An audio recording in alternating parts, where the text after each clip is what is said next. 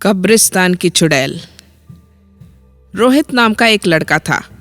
उसे भूतों के बारे में जानने का बड़ा शौक था। वह हमेशा भूतों और चुड़ैलों की कहानियां पढ़ता रहता था।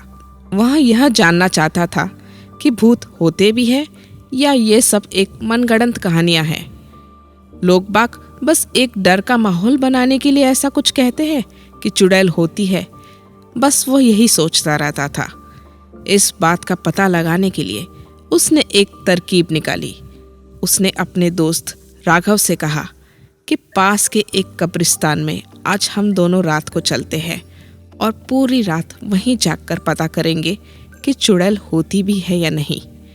राघव साथ जाने के लिए तैयार तो हो गया, पर कब्रिस्तान के अंदर जाने से मना कर दिया। रोहित राजी हो गया। जैसे ही रात हुई, दोनों कब्रिस्तान के पास पहुंचे। रोहित अंदर चला गया और रोहित का दोस्त राघव वहीं कब्रिस्तान के बाहर इंतजार करने लगा।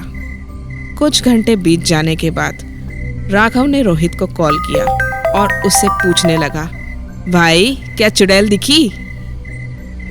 रोहित ने जवाब दिया, नहीं यार, यहाँ तो कुछ भी नहीं है, कोई चुड़ैल वुड़ैल दिखाई नहीं दे रही। इस पे राघव ने रोहित को बोला, तू बाहर आ जा, घर चलते हैं, बस मुझे तो बहुत नींद आ रही है। पर रोहित ने राघव से कहा, तुझे नींद आ रही है तो तू वहीं सो जा बाहर।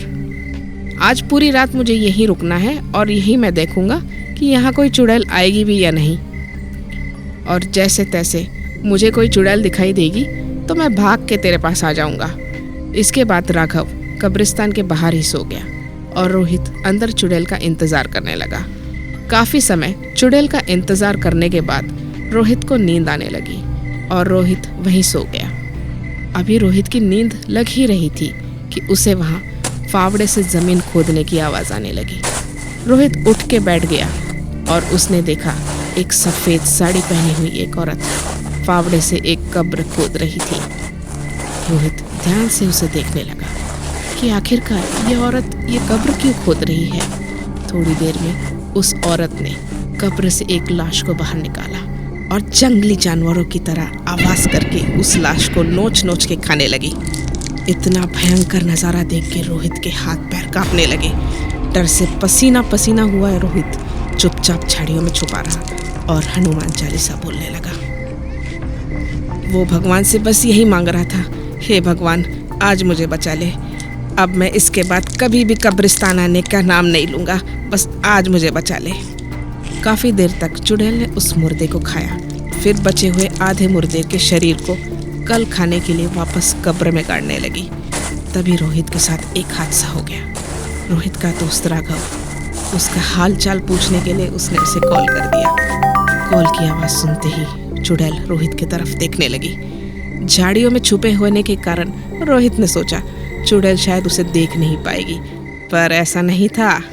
पलक झपकते ही वो चुड़ैल रोहित के सामने आ खड़ी हुई।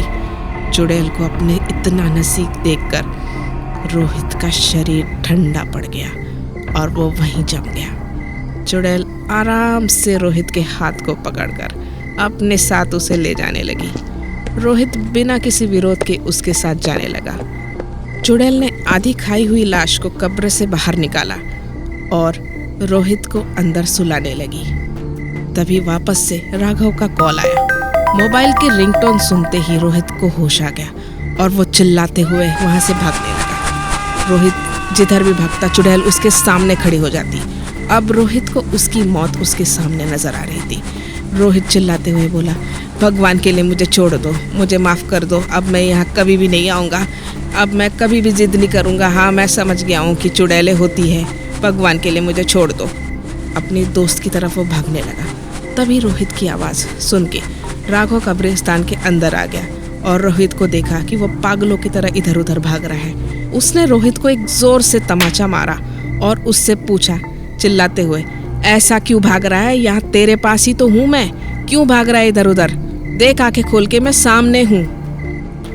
रोहित ने अपने दोस्त को बताया, भाई जल्दी से चल यहाँ से, यहाँ सच में चुड़ैल है, अभी हमारा पीछा कर रही है, चल चल भाग यहाँ से।